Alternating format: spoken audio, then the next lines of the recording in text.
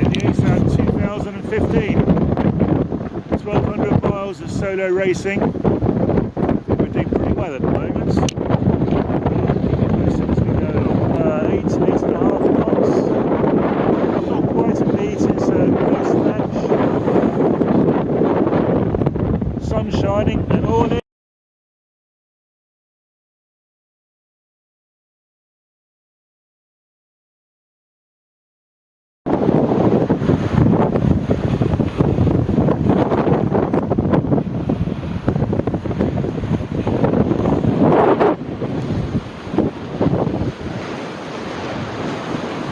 Well, here we are. It's the evening of day 3 or 4, I don't know. We lose all sense of time out here. I've probably had about 4 hours sleep since the start of the race, maybe a little bit more. Eating's been difficult, the sea's moderating now, the wind's dropping down a bit. Just got my main and jib up. Apparently I'm leading my class and I'm first solo boat overall. So I guess whatever I'm doing is the right thing at the moment. I'm just going to keep going. So here we go. See you soon.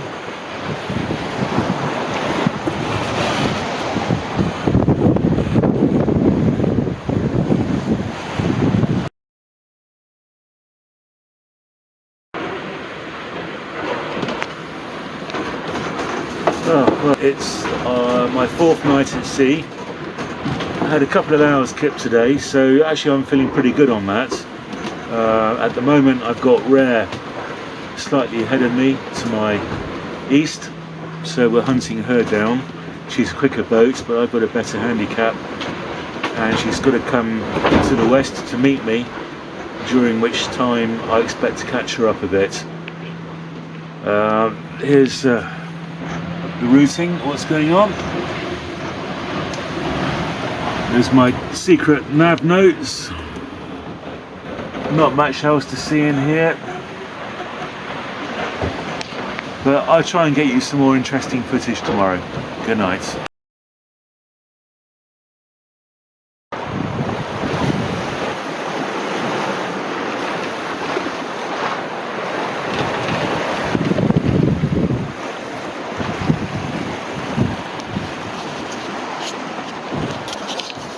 Oh hi, you know, I don't even know which day it is today, but all I can tell you is I've had a terrible 36 hours.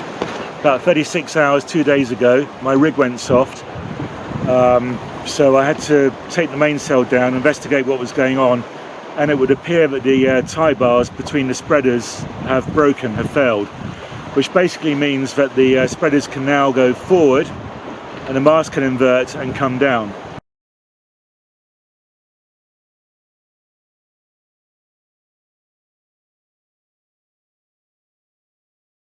So I spent over a day under double reefed mainsail and number 4 heavy jib in fairly light airs. That's why I've gone down in the rankings. My tactic was simply to sail to within motoring range of the Azores and then motor in, i.e. retire. But I haven't formally retired. I did notify Falmouth Coast Guard. I've spoken to the French riggers in France, saw a map, and I've taken their advice. We've got lots of vang on, lots of backstay on, and I don't know if you can see it, but I rigged up one of the spinnaker halyards as a running backstay on the starboard side. So I can't jibe, I'm on starboard jibe. I've got the A2 up, so we're sort of back in the game. I think we're 11th in the overall rankings. We dropped down from 2nd overall. I want to see if I can hold on to that 11th and pick a few up, but let's just see how it goes. So it's not over till the fat lady sings. Speak to you later.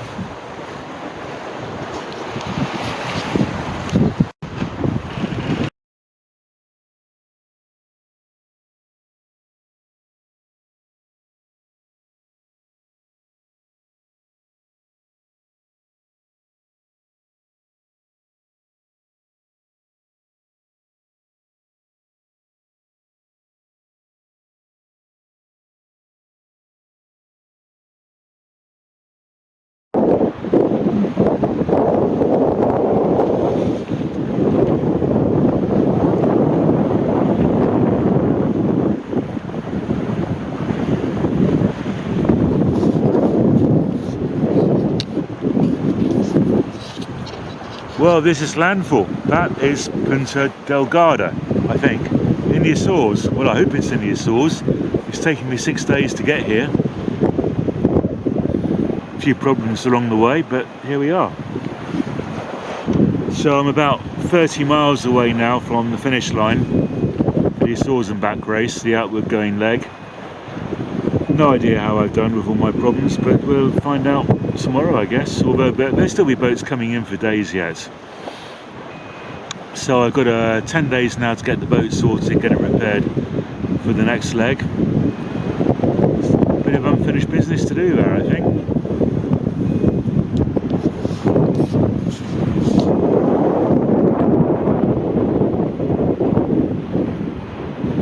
Let's go down below.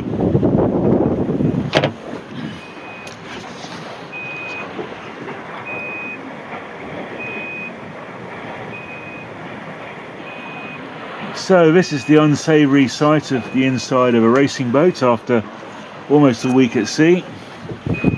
There's something bleeping away at my nav station. I think it's my it's my see me alarm. Oh, this thing here is buzzing and the green light's going. That's because we've detected some radar signal. Let's turn the alarm off. We'll leave. Oh, let's turn it off. There's my routing program.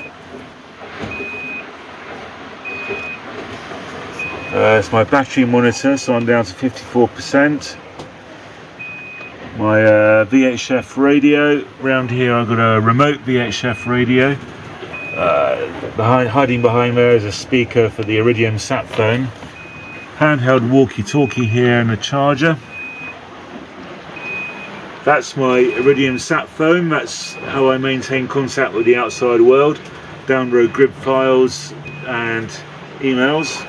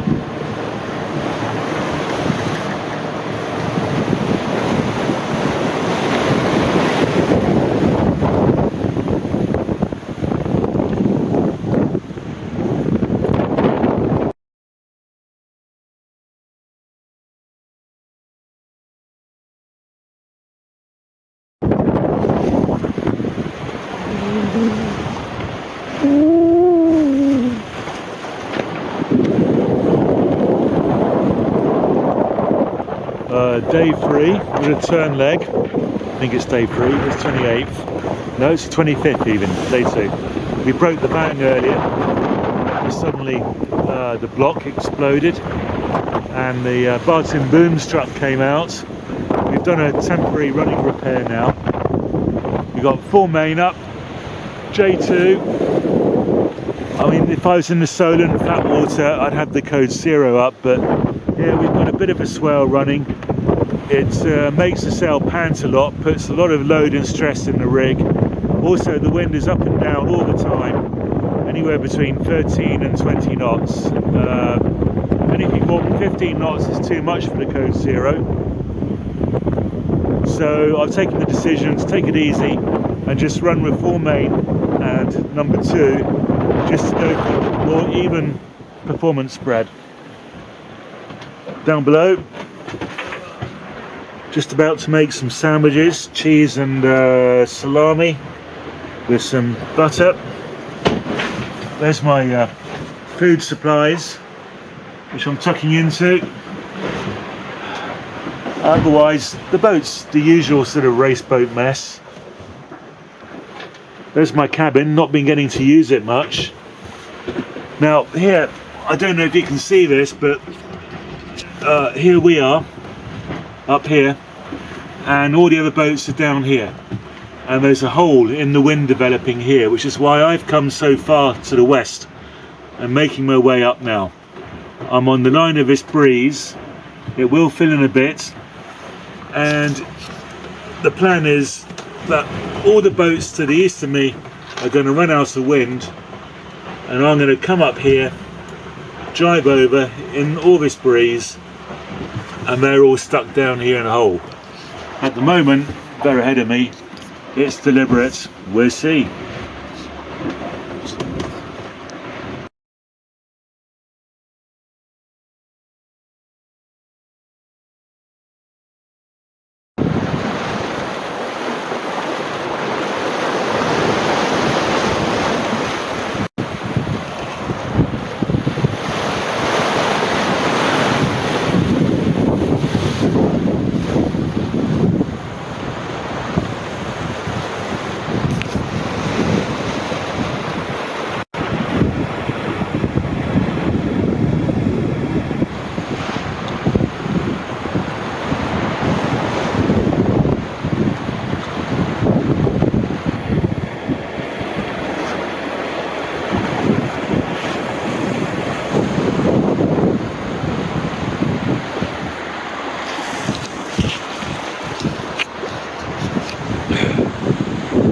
We've got about 16 knots of true wind and the A4 up and full mainsail. Tried the A3 earlier, but the halyard slipped and I ended up deep sea trawling. That took a while to get that back in. So the pilot's working well at the moment.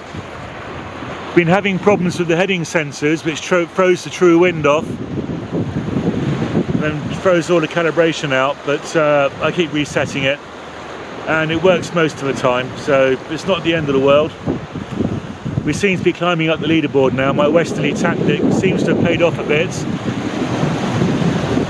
Okay, let's just keep yachting.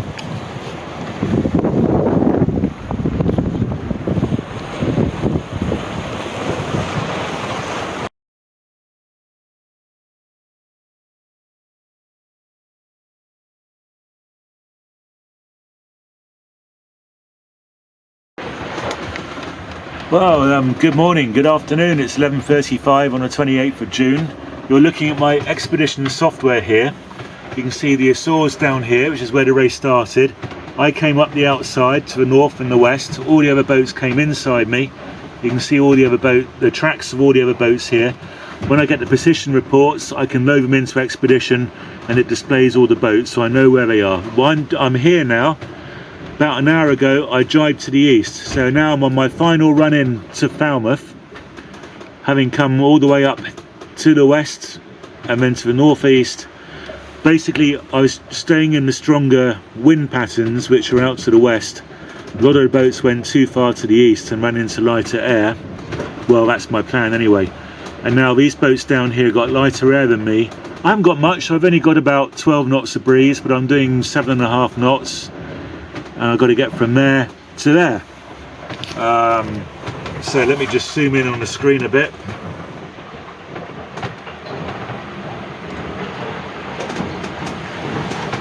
There you go, so I'm over here and I've got to get to here. And you see all the grid, all the weather. The green is where the wind is, the light blue it's where there's less wind.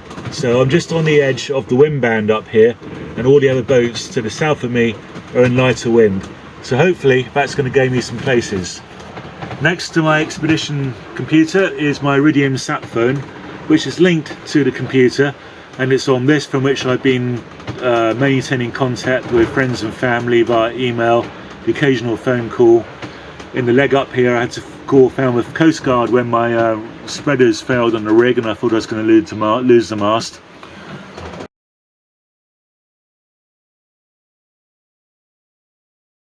I try and keep track of what's going on each day. I haven't done it for a few days. The boat is a bit of a tip at the moment. Today is the first day, as we've had storms and rain and wind for the last 2 days, but I've actually managed to get my clothes off and up for an airing. So here we are, we're on deck. There's my oilskin bottoms over there, my oilskin top, my long johns, and I'll turn around, and even look at this. Well, hey, yeah, I got my chicken legs out for an airing. We've got the A2 up. It needs a bit of a trim at the moment. Here it comes. Okay, full mainsail, sailing under autopilot. Not too bad a day. Got the trusty hydro generator at the back there, strutting its stuff, making my electricity. Shoes down there, getting aired. And you know what? I'm going to have a proper lunch today. Well, this could be my final night at sea on the return leg from the Azab 2015. We've got about 185 miles to go to the finish.